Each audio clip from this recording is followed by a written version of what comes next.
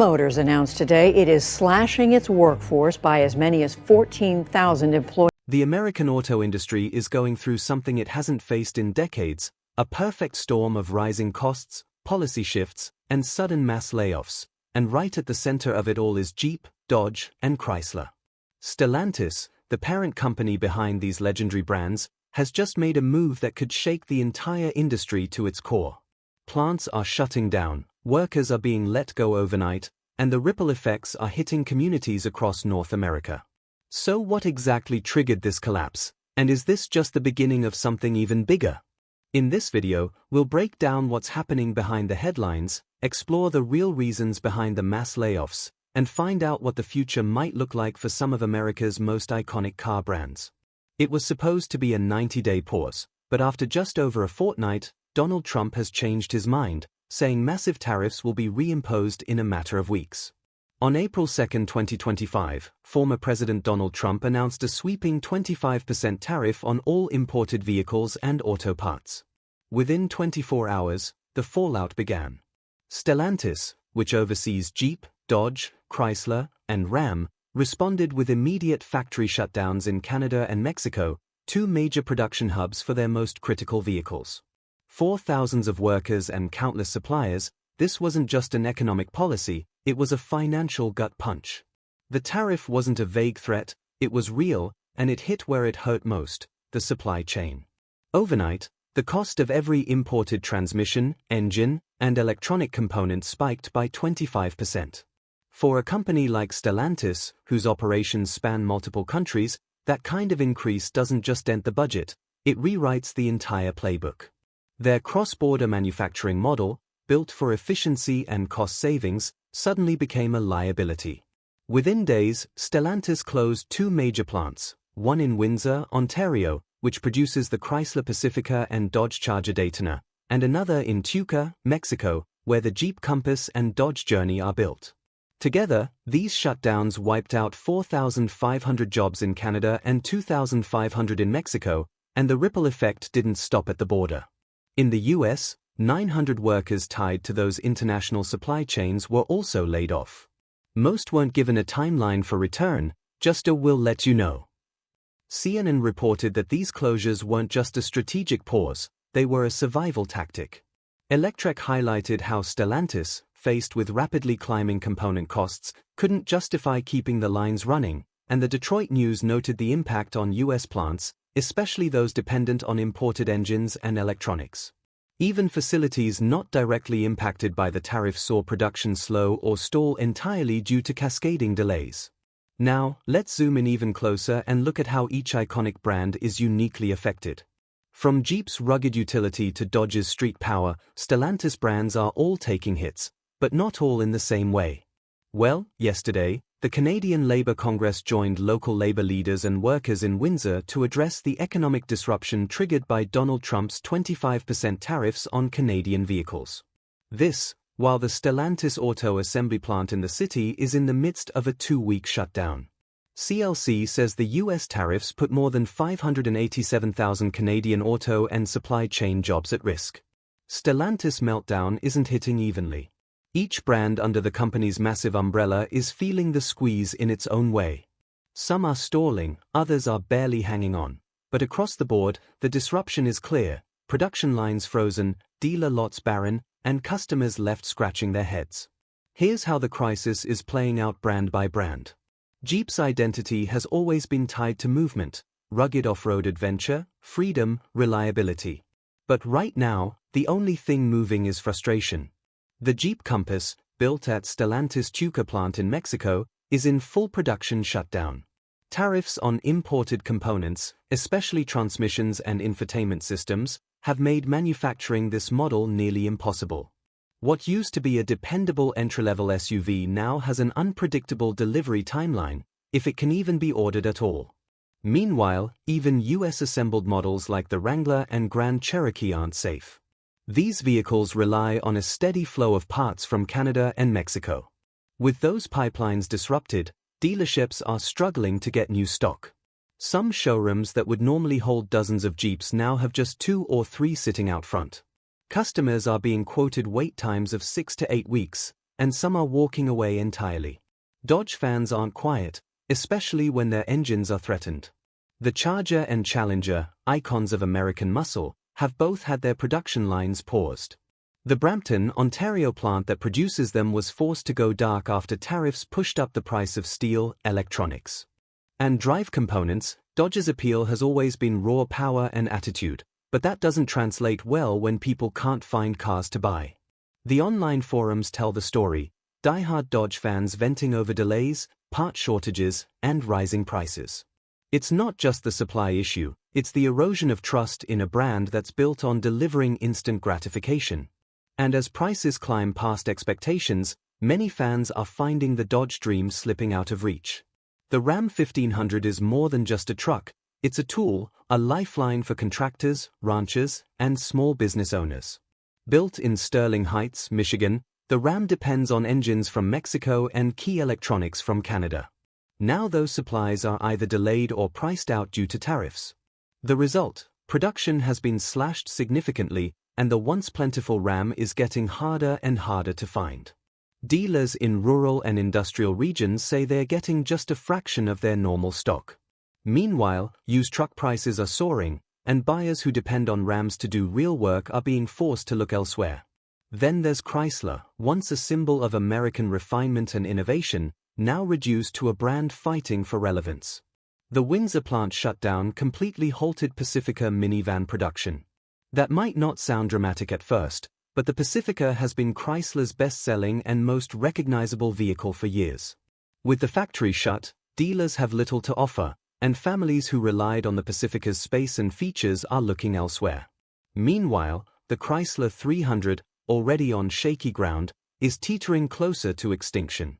With rising production costs and no clear roadmap, its future is now more uncertain than ever.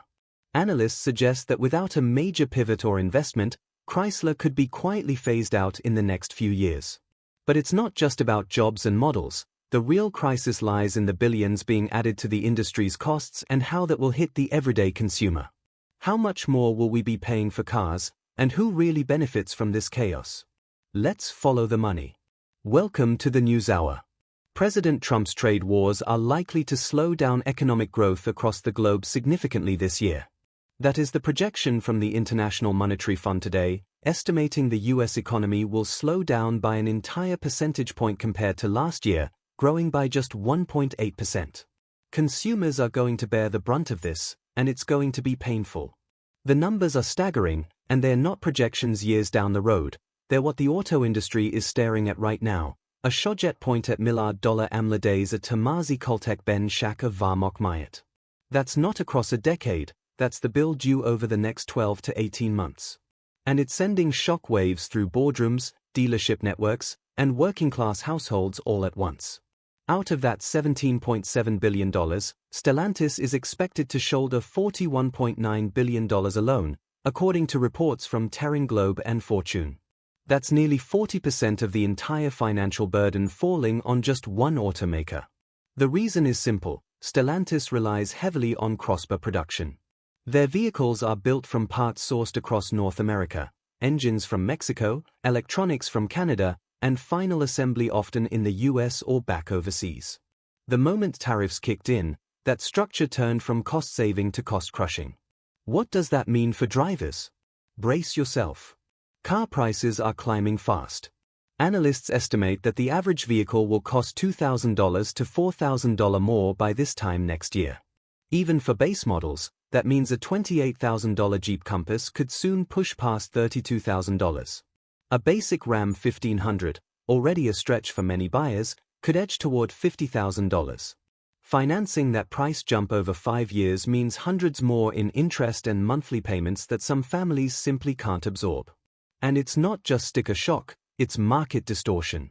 As new vehicle prices climb, the used market follows. That drives up prices for cars that were once considered affordable. It also widens the gap between people who can absorb a few thousand in unexpected cost and those who can't, squeezing out first-time buyers and lower-income households. Meanwhile, automakers are left scrambling. They can't eat these costs indefinitely, and they can't pass it all on to consumers without losing market share. Many are being forced into painful decisions, cutting models, freezing new projects, or pulling back on hiring and benefits. The entire business model that once thrived on free trade and predictable pricing is now under siege. So can Jeep, Dodge, Ram, and Chrysler survive?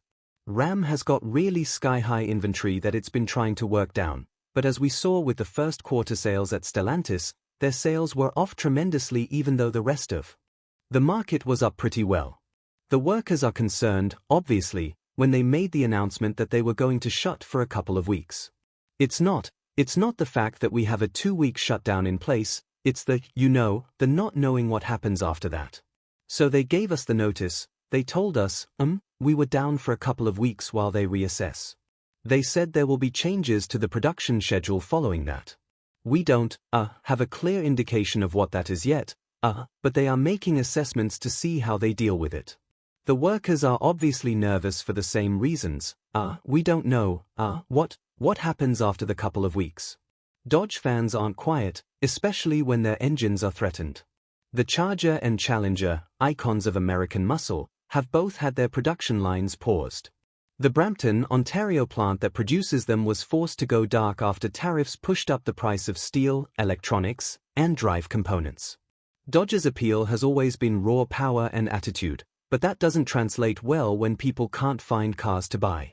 The online forums tell the story, die-hard Dodge fans venting over delays, part shortages, and rising prices. It's not just the supply issue, it's the erosion of trust in a brand that's built on delivering instant gratification. And as prices climb past expectations, many fans are finding the Dodge dream slipping out of reach. The Ram 1500 is more than just a truck, it's a tool, a lifeline for contractors, ranchers, and small business owners. Built in Sterling Heights, Michigan, the Ram depends on engines from Mexico and key electronics from Canada. Now those supplies are either delayed or priced out due to tariffs.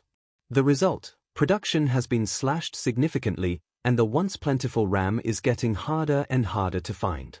Dealers in rural and industrial regions say they're getting just a fraction of their normal stock. Meanwhile, used truck prices are soaring, and buyers who depend on Rams to do real work are being forced to look elsewhere. Then there's Chrysler, once a symbol of American refinement and innovation, now reduced to a brand fighting for relevance. The Windsor plant shutdown completely halted Pacifica minivan production. That might not sound dramatic at first, but the Pacifica has been Chrysler's best-selling and most recognizable vehicle for years. With the factory shut, dealers have little to offer, and families who relied on the Pacifica's space and features are looking elsewhere. Meanwhile, the Chrysler 300, already on shaky ground, is teetering closer to extinction. With rising production costs and no clear roadmap, its future is now more uncertain than ever. Analysts suggest that without a major pivot or investment, Chrysler could be quietly phased out in the next few years. But it's not just about jobs and models. The real crisis lies in the billions being added to the industry's costs and how that will hit the everyday consumer. How much more will we be paying for cars, and who really benefits from this chaos? Let's follow the money. The numbers are staggering, and they're not projections years down the road, they're what the auto industry is staring at right now. AS at point hit $1 AMLA days a termi kula gekbenchak of Varmok Mayat. That's not across a decade, that's the bill due over the next 12 to 18 months. And it's sending shock waves through boardrooms, dealership networks, and working-class households all at once. Out of that $17.7 billion, Stellantis is expected to shoulder $41.9 billion alone, according to reports from Terrain Globe and Fortune. That's nearly 40% of the entire financial burden falling on just one automaker. The reason is simple, Stellantis relies heavily on cross-border production. Their vehicles are built from parts sourced across North America, engines from Mexico, electronics from Canada, and final assembly often in the US or back overseas. The moment tariffs kicked in, that structure turned from cost-saving to cost-crushing. What does that mean for drivers? Brace yourself. Car prices are climbing fast. Analysts estimate that the average vehicle will cost $2,000 to $4,000 more by this time next year. Even for base models, that means a $28,000 Jeep Compass could soon push past $32,000. A basic Ram 1500, already a stretch for many buyers, could edge toward $50,000. Financing that price jump over 5 years means hundreds more in interest and monthly payments that some families simply can't absorb. And it's not just sticker shock, it's market distortion. As new vehicle prices climb, the used market follows. That drives up prices for cars that were once considered affordable. It also widens the gap between people who can absorb a few thousand in unexpected cost and those who can't, squeezing out first-time buyers and lower-income households. Meanwhile, automakers are left scrambling.